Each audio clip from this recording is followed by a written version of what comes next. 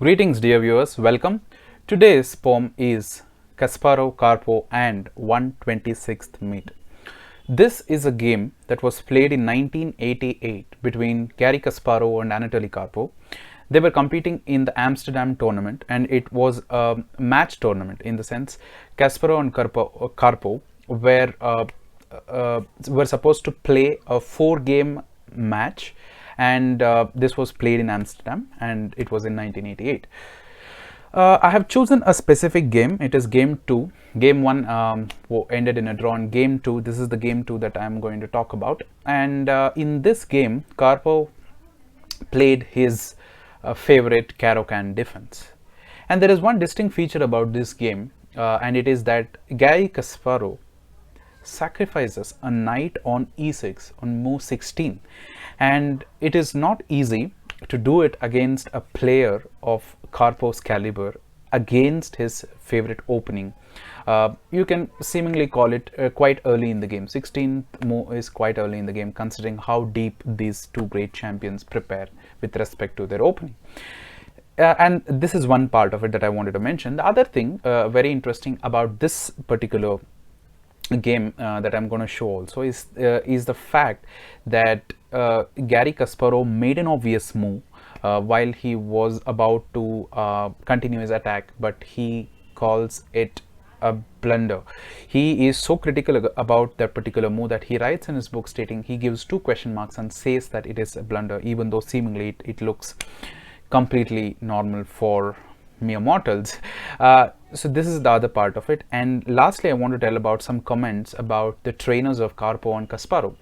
Karpov's trainer, long-time second, Zaitsev, says about the attitude of Kasparov and Karpov towards the game of chess by taking an example of how they behaved after this particular game. In this game, as I told, Kasparov sacrifices a piece on e6, knight on e6, and he wins the game. But after the game is over, Karpov and Kasparov spend around 1.5 hours analyzing the critical positions and important moves and variations. So Zaitsev says that gives an insight into how much they like the game. That is one part of it. But he says that this also is a strong indication about how good health is very important and how physical fitness matters even in chess, considering that after so many hours of game, they're ready to analyze for 1.5 hours more after the match is over. The second thing is about is from Kasparov's trainer Nikitin. He says that even though Kasparov won the game, he was very critical about his bishop into g7 move, which I'm going to show. So briefly, some important moments before we get into the poem. So this is Kasparov, Karpov. Let's get into the critical position that I wanted to show. In this particular position, that's what I just mentioned, Kasparov plays knight into e6 here, and it has been accepted by Karpov, and this is also an indication that Karpov is aware of what he is doing and he knows that it is not a very sound sacrifice, which it was, which indeed it was not, but Karpov got into time trouble because of active play by Kasparov, and he eventually lost the game. So that is one part of it that I wanted to show. And the second is this particular junction, which I told Kasparov plays a very obvious move. He plays Kasparov plays a very obvious move here, which is bishop into g7, and he retreats it back. After king g8, he retreats it back, and Karpov finds the move queen to c6, which is a very precise move.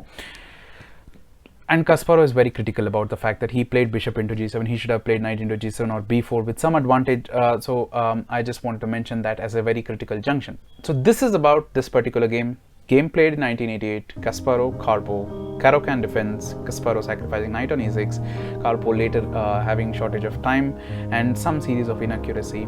Kasparov wins the game in style. Let us get into the poem. It was the faithful Caro Kann of Karpov which had to be countered by Kasparov. The fireworks did not take much time to arrive. The white knight had no plans to be alive.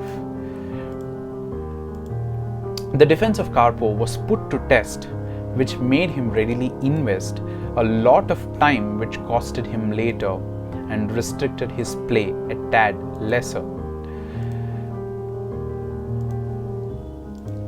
Kasparov erred by making the obvious move, which was not a good decision. Steering away from precision after a sacrifice against Karpov would not suffice.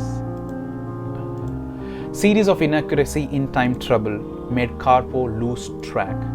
This led to the master of attack to add another victory to his stack. The full poem, as usual, is already in the description, and I've also given the link to this particular game in case you do want to check it out. Thanks for your time.